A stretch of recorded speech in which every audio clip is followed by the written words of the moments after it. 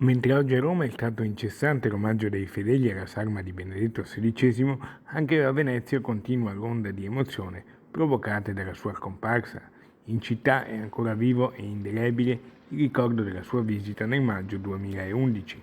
Domani pomeriggio intanto il patriarca di Venezia, Monsignor Francesco Moraglia, presiederà in cattedrale a San Marco una santa messa in suffragio del Papa Emerito. E poi lo stesso Moraglia, come presidente della Conferenza Episcopale Triveneta, sarà giovedì presente tra i concelebranti ai funerali del Papa Emerito.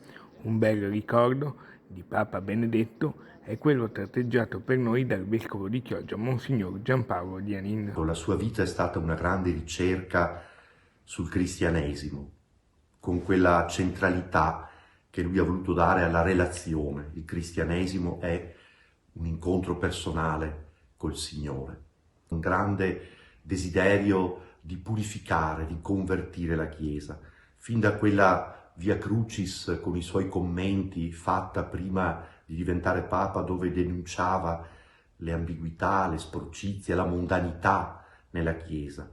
Attraverso la TV della Conferenza Episcopale arriva poi il ricordo dell'amico cardinale Angelo Scora, già patriarca di Venezia, e grande artefice della visita di Papa Benedetto in Laguna. Quando una volta andammo con giovanissimi, allora trentenni, a trovarlo a Regensburg, ci invitò in un bel ristorante sul Danubio e noi da buoni latini ci precipitammo sul menù, ordinò per noi e poi disse per me il solito.